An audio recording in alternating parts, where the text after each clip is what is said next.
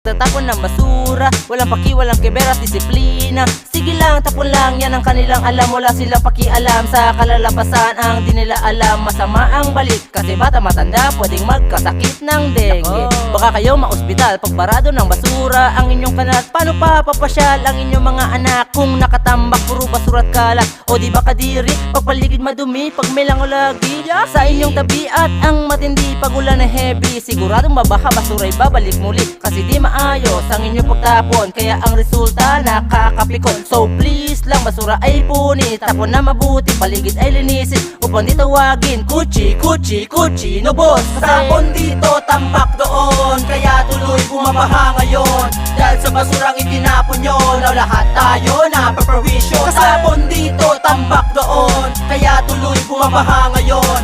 Dahil sa basurang itinapon nyo, na lahat tayo napapawisyo. Basura mong itinapon, pati nung